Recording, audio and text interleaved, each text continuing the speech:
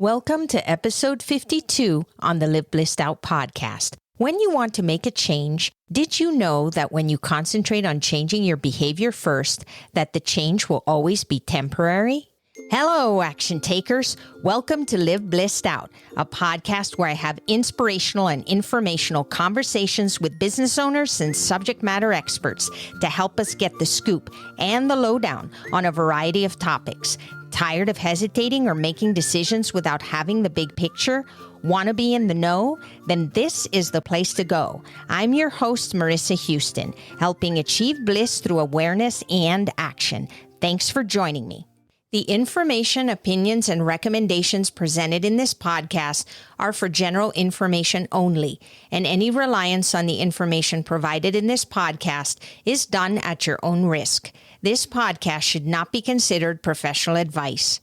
Joining me is Donna Deteau, a mindset and success building coach at Elevate Your Spark. Donna uses proven mindset and business building strategies to help high-achieving clients get the results and live the life they truly want, but haven't been able to achieve on their own. Her two-tiered approach for growing and sustaining relationships, wealth, personal growth, and business success allows for significant changes in the shortest amount of time. Working with Donna, you learn how to use your mind creatively and with greater insight. You become more aware of what you think, how you behave, and how to enact permanent change in habits and behaviors to achieve better results. Donna is offering Live Blissed Out listeners a 30-minute complimentary session to discuss any change you would like to make and provide tips to make those changes. To learn more, visit elevatespark.com.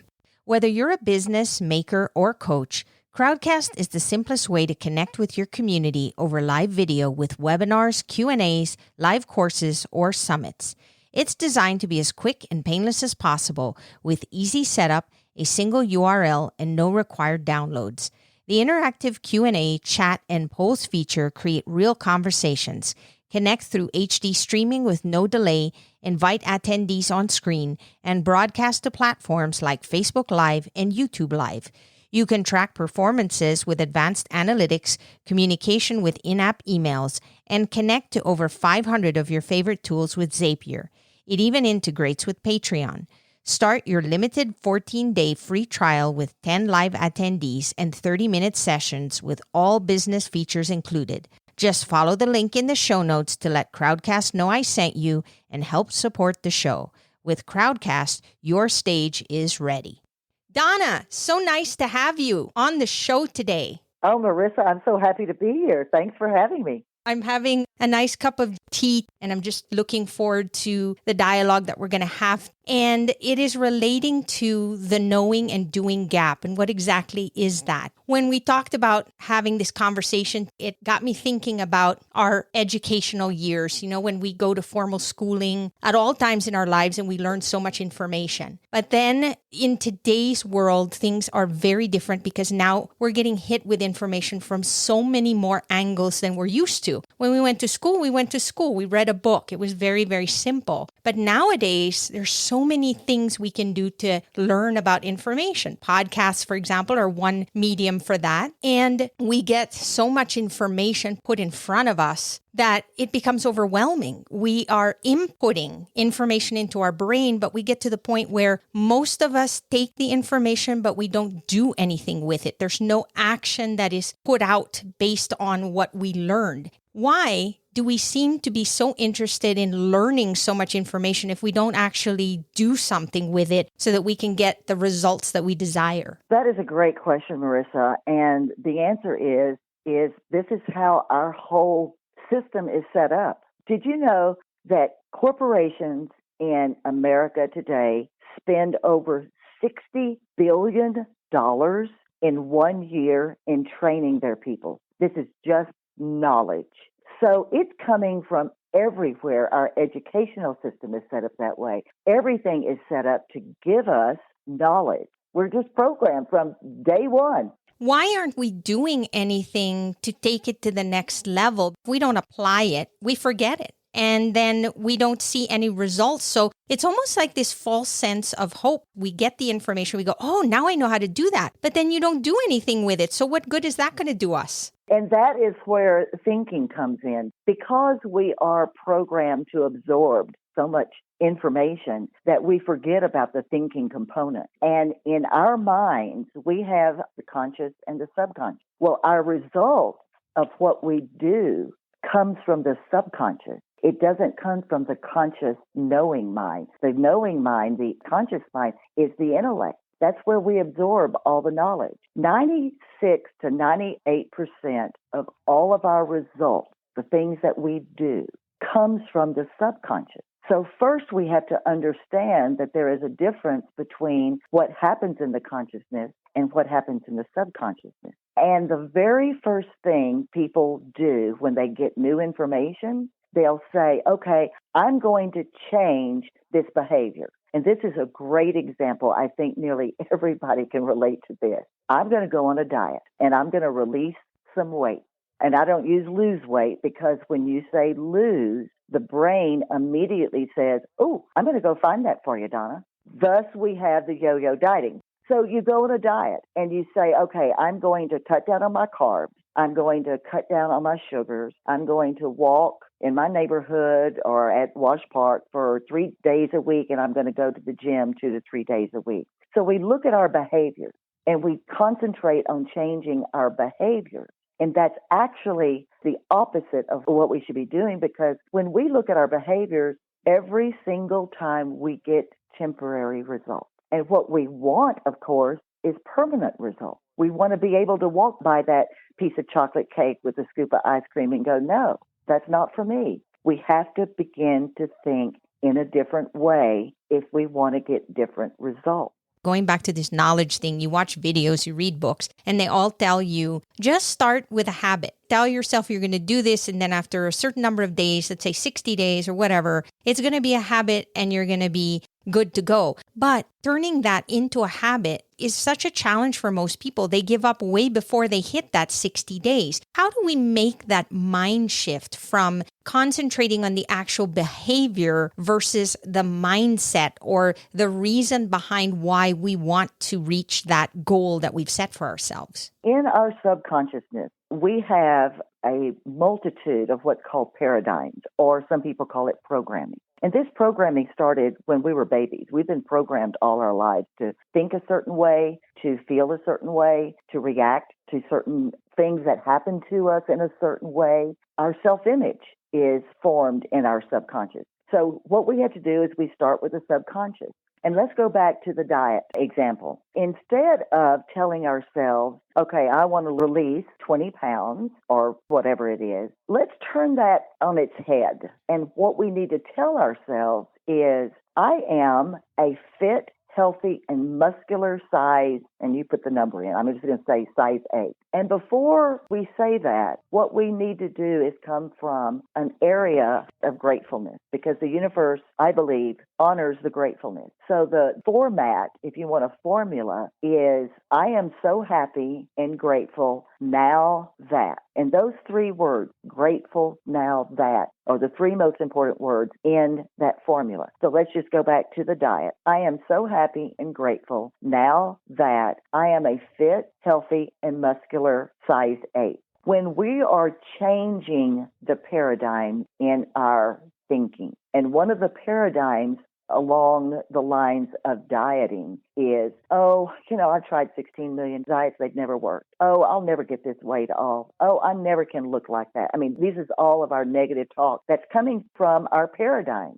So every time you have a thought like that, you turn it on end. You can say, this is the day that I am going to be fit, healthy, and muscular and a size 8. So you take the opposite of what you just thought, that negative thought, and you write down the opposite of it. When we say this, we have to see a picture in our mind. And the reason we have to see a picture is because we always think in pictures. I remember I was sitting with a young man and he said, I can't picture anything. I'm the exception. And I said, oh, okay. So tell me about your car. What color is it? He told me. And I just went down this list of questions. I said, did you see that car He goes, yeah, but I'm familiar with that. I went, well, that's exactly what I'm talking about. You think in pictures. So when we say, I am so happy and grateful now that I am a fit, healthy, and muscular size 8, you have a picture in your mind of what that looks like. And now this is so important, Marissa. We have to feel what it feels like to be fit, healthy, and muscular and a size 8. When we feel it and we continually feel it and see the picture, this is what replaces the old paradigm with the new thought. And that's what we want to do. That's the crux of this, is to replace all those paradigms. And then you repeat it many times. I tell my clients, you start out writing it. And while you're writing it, you're seeing it in your mind's eye and you're feeling it. And you do it 10 times in the morning, write it 10 times in the morning, and you write it out 10 times in the evening. Something that's just as powerful, or in addition to, you say it in a mirror for 5 minutes and you're looking at yourself. And it's amazing what happens when this repetition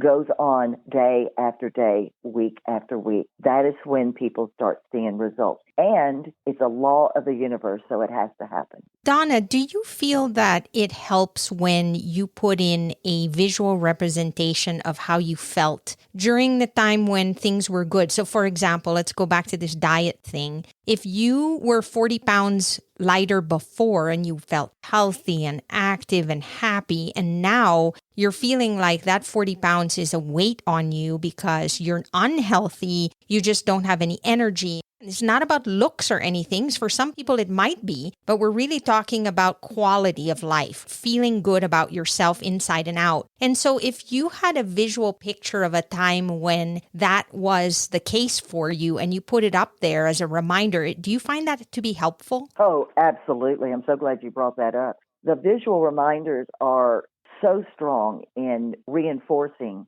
this whole process. And when we have visual reminders, the process accelerates and you get results faster. That's why so many people have vision boards. They work. We need the visual representation in order to get that paradigm shift so that our minds are completely focused on the end goal and that we're not just thinking of it as an action, as something that is just a behavior that we have to apply. It's really about our minds taking us to a place where we really want to be. And I'm so glad you mentioned that, because I'm going to use this as an example. When we focus on what we don't want, that is what we get.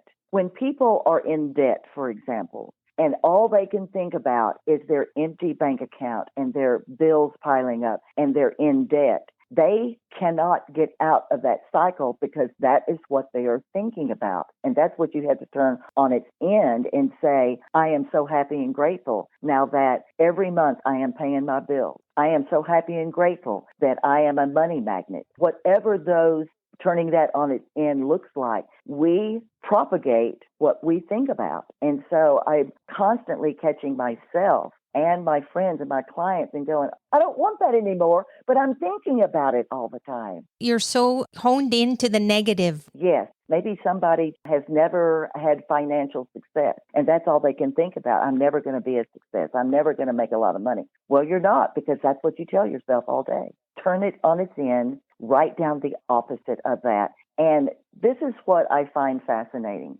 There are two ways to change a paradigm. The first way is called an emotional impact. That is a wham. 911 was an emotional impact. 911 changed everyone's paradigm in America about safety immediately. Most emotional impacts are negative, not all, but most, and they're random. We don't have any control over when they're going to happen.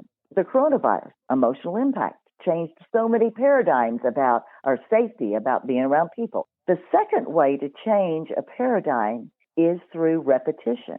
And I compare it to the Colorado River cutting through the Grand Canyon. You have a paradigm, it's a rock, and it's at the bottom of the Grand Canyon. And the water rushes over it. The water is the repetition, rushing over, and it cuts through that rock. And sooner or later, that rock becomes dissolved. Now, it doesn't take that long. It doesn't take thousands or millions of years to change a paradigm, but that's what happens when you replace an old thought with a new one and you repeat it. It's the repetition that is one of the keys, along with the visualization and the feeling. That consistency is so key. And I think to your point as well, it's a self-fulfilling prophecy if we tell ourselves that we can't, or we are undeserving, or we're terrible, or this and that. It's almost like you're creating the negativity in your world just by saying it, just by thinking it. Absolutely. And when we speak it out loud, it makes it even more powerful. Back to the beginning when we were talking about behaviors. Our behaviors produce our results. It is a chain reaction, Marissa. You put a new thought into your mind. You repeat that thought over, and your subconscious accepts it, and it changes a paradigm. When that happens, your behaviors start changing, and you get different results. And this has happened to me many times since I've learned this whole concept. One of the first times it happened was I used to be strictly a business coach. Now I'm what I call a success building coach. So as a business coach, a few years ago, I looked at my business and said to myself, I can grow my business faster. And I made a list of 3 things that I knew I could do every week to grow my business. I knew this. It was in my core. So I had that list in front of me every day. And some weeks I would do one thing on the list. The next week I might not do anything. The next week I would do 2 things on the list. But overall, over the next 6 months, it was inconsistent at best. And eventually I just gave up on the list because I give up on anything that I'm not successful with. It happens to most of us. When we feel like we put in more effort and get less results, we're discouraged. Absolutely. So when I learned these concepts, I found this list that was stuck in the back of my drawer, pulled out that list, and I started looking at those things. And I wrote down what I called the grateful affirmation format. I am so happy and grateful now that. And at the end of it, I put actions. Now that I'm doing these 3 things. And within 6 weeks, I was doing all 3 things every week, consistently every week. That's the power of how this can change our behaviors. And when we change our behaviors, we change our results. In relation to that, we also need to take into account that people sometimes do things that they know they shouldn't be doing, and yet they do them anyway. Why is that? Well, it goes back to the knowing-doing gap. We know a lot of things, but we don't know how to do the things that we know we should be doing. We may even know how to do them, but we don't do them. We have to look at our paradigm. For example, you know you're not supposed to eat a pound of sugar a day, but there are people out there who have 6 donuts in a row, knowing that that's really bad for them, that it's going to compromise their health, and yet they do it. Why is that? Yes, because of the paradigm that is in their subconscious. See, they know all kinds of stuff, but they still do it. They still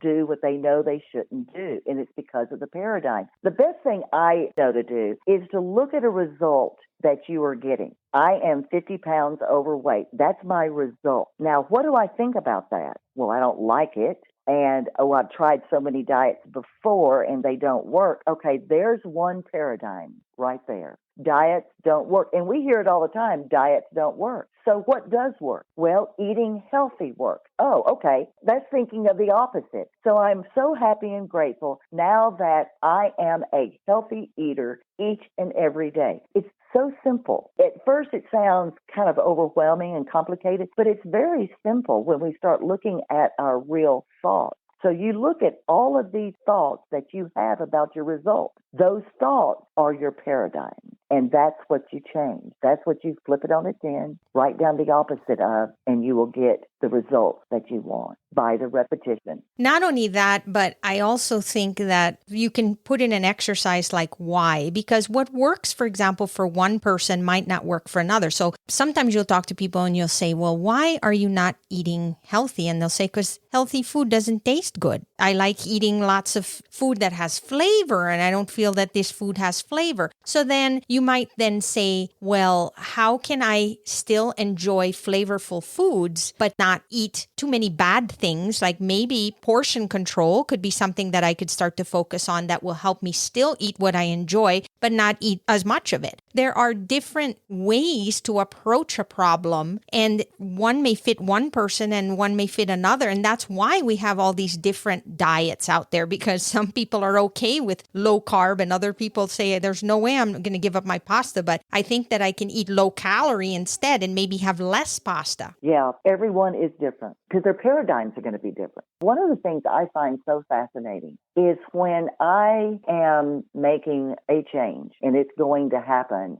the resources I need to make that change are attracted to me. They come to me. And sometimes it's just like out of the blue. I don't have to go and research. So let's use your example of eating healthier portions. I am so happy and grateful now that every day I am eating healthy portions. What's going to happen is that, and this is just an example, I don't know if this is going to happen, but somebody's going to send you an article about eating healthy portions, or something's going to come on the TV, or you're going to read in a book about eating healthy portions. That's so funny because that happens to me. And I go, how is that all of a sudden showing up? I was just thinking about that. Yes, or you get a phone call from somebody. When we change our thoughts, we start changing our results. And one of the results are the resources that come to you to help you make that change. And that's why I say it seems like it's almost like a miracle. It's just those little tweaks in our mind that can make all the difference. It's not enough to know we need to take action in some way, but it's the way that we do it that really has impact and how we're going to be able to sustain it long term. And that's one of the downsides of all the stuff that we know. We think that we are thinking, but until we really start to pay attention to our thought, that is when we start thinking. We start questioning our thought and questioning the knowledge. And that's when the true thinking process begins. And it's amazing what you come up with when you start looking at your thoughts. And you can just take one that you find yourself thinking all day, every day, and go, oh, I didn't realize that was a tape kind of going over and over and over in my mind. Just start with that one, and that one will lead to another. Gradually, you start thinking, not knowing, but thinking more and more. And when that thinking process changes your thought, that's when the behaviors change and the results change. Thinking is key. And that even goes with, for example, if you learn something new today, I never just take what I learn at face value. I question a lot of things like, why are they doing that? And does that apply to me? And is that necessarily a good fit for me? I read more articles, or I'll listen to more channels or podcasts, and I want to get as much information as I can from different sources. And then usually when I gather all that information, then I'm able to compile what's right for me. But it starts with the questioning, because one person may say, oh, this is the greatest thing ever, and you just go with it. Oftentimes that's not the right approach. It doesn't work for you that way because they're looking at it from one perspective and your situation might be totally different. So it's okay to think. It's okay to question. It's okay to get more information about something and look at things from different perspectives. In fact, I'd go so far that I think it's necessary. And that's what we're used to. I'm glad you said that, Marissa, because we're so used to just accepting a lot of information, a lot of knowledge. We just accept it. We read and go, oh, that sounds good. Yeah, I agree with that. But we've got to question ourselves. We've got to look at those paradigms. What's going on in my subconscious? What are my thoughts each and every day about myself? You can actually elevate your self-image. You can make more money. You can have bigger and better relationships. One time I was coaching one of my clients with this very thing, and she started complaining about her husband. Oddly enough, the thing that she was complaining about is that he was so positive all the time, and it just drove her crazy. She's an analytical thinker. So I said, now that you've realized this about your husband, how can we turn that on its end? What is the opposite? And she said, very simply, I just would love to appreciate him for what he is. She said something like, I am so happy and grateful now that I appreciate my husband for who he is. Within, I think it was about 3 weeks, their relationship totally changed. Then she had a baby. And during the course of nursing, those first couple of months, she was repeating the affirmation and really appreciating him. She quit her job. They went into business together, and they are very successful as a couple, more successful than they were individually. And it's amazing what will happen to your life. So you can apply it to your relationships. You can apply it to your self-image. You can apply it to making more money. It's endless as to what you can apply this technique to. Yeah, Donna, being aware of our paradigms and knowing how to change them is so important. Having this conversation brings that awareness in the forefront because oftentimes we are living robotically. We just have our routine and we just do it and we don't question it. It needs to be long-term. We're really good at the short-term stuff. It's the long-term stuff that we need work on. That's right. And that's what we're all looking for. We want permanent results. We want this to last forever and ever. You mentioned earlier, Marissa, about habits, like we get into our routine. Like, in the morning you get up, you do this and you do this. It's just automatic. Those are the paradigms. Our paradigms are a collection of habits. And so when we start looking at not only our thoughts, but our habits, that's when we change those habits because it's the thoughts behind those habits. It's why am I doing that? Why am I doing this and not this? It has to be a bigger motivator. There has to be a really big end game that is so important to you that makes it all worthwhile. Because if you can't see that, then it becomes this temporary thing. Oh, well, I give up after 2 days. It's okay. It's no biggie. You don't have that vested interest in the end result. It's not that important to you. When it gets to that point where it really matters, then you're starting to look at it as, how do I make this a lifestyle change? How did I make this a part of me? A few years ago, I'd gotten to the point where I had given up on making a lot of big goals. I had definitely given up on affirmations. And it was only when I was introduced to this information. 95% of my coaching is about mindset. 5% is about business building tools, because the strategies and tools, people can pick that up in no time and you just implement them. Wallace Wattles, he's the one who wrote The Science of Getting Rich. He said the mental work is the hardest work you'll ever do in your life. The difficulty is compounded because you're telling yourself you want to make a change that's going to happen in the future, but you're believing it now. And it's that believing it now that it's going to happen in the future and having that belief that's so difficult at first. This becomes easier. I'm glad you pointed that out. It does get easier, but we also can't set ourselves up to think that all of this just happens. There's work involved. It's not easy to get started. That momentum thing is so true. In the beginning, to get yourself motivated to do something or finally say to yourself, this is the day, is much harder than 2 weeks from now. When you gain that momentum and you start seeing some results, it's much easier to keep going. The first time any of my clients see the result, it is an aha moment. And it's, oh, it works for me too. Because all of us in the back of our minds, in our subconscious, in our paradigm, we all say to ourselves, well, it works for them, but it's not going to work for me. I think we're all capable of greatness, but at the same time, we need to know what we enjoy doing, what we're naturally good at, or what we're willing to work at. We may not be naturally good at something, but if we're willing to put in the effort, and it's going to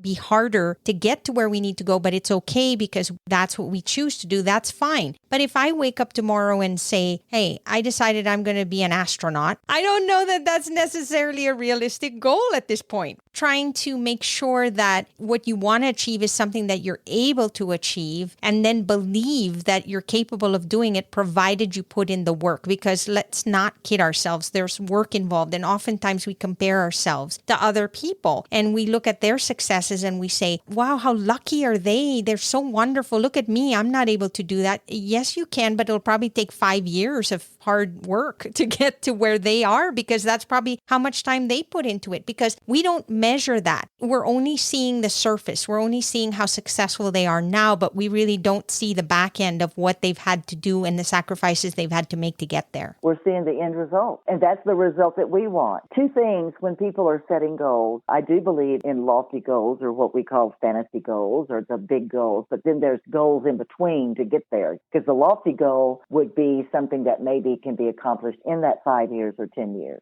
And then the goals in between, they can still be big because you're keeping in mind that big, overreaching, overriding goal. The two things that I tell my clients to ask themselves, am I willing and am I able? And if you say yes to both of them, then off you go. Those are the only two questions you have to ask yourself when you're setting a goal. And the goal may be, to release that 50 pounds. Just that one little tweak, Marissa, it's amazing what that will change as we are releasing weight and we're getting fit and healthier. Yeah. That's one of my favorite words, tweak. We're a tweak away from success. A little move, a little adjustment, and then, we get to where we want to go. how do our listeners get more information about you and all your offerings? Well, the best place is to go to my website. In fact, I just rebranded and have a brand new website, so I'd love for them to look at it. In the website, there are places where they can schedule a 30-minute discovery session. This whole grateful affirmation may be new to them, and they may just want to run past some ideas that they had, or does this sound right? And I'd be happy to do that with them. If they want to read up on this type of information, there are two great books. The first one is Psycho-Cybernetics by Dr. Maxwell Maltz, Maltz. That book actually really started the self-help industry. It really made it shoot sky high in the 60s when that book came out. And the second book is What to Say When You Talk to Yourself by Shad, S-H-A-D, Helmstetter, Helmstetter.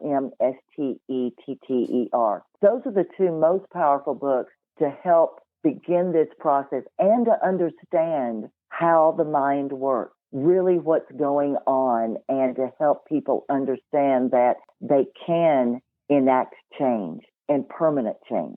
Thank you, Donna, for enlightening our minds again, just reminding us that we're capable of so much greatness if we really just start with the mindset and the why and really focus our energy on positivity and hard work, and we will get to where we need to go. I appreciate you being on the show. Even if just one person gets benefit from this information and changes their lives, then it's worth it. I love sharing this information. As you can tell, it's a part of my life. I work on it and I put it into action every day, and it has made the biggest difference in my life. And I'm 66 years old. This one thing has made the biggest difference in my life than anything I've ever done in my life before. Thank you, Donna. And I know I learned a lot today, and this is part of the joy of why I do what I do, because I love learning from my guests and sharing that information with our listeners. So thanks for being here, Donna. You betcha. Thanks, Marissa. That's all for this episode of Live Blissed Out. Thanks for listening, and thanks to Donna Deteau for being my guest. If you have a question or comment for a future episode, all you have to do is go to speakpipe.com/LBOVM or click the link in the show notes to leave a brief audio message. If you find value in our show, please visit liveblessedout.com to reach out, subscribe, and share on social media. This show is made possible through listeners like you. Thank you. So long for now, and remember to keep moving forward.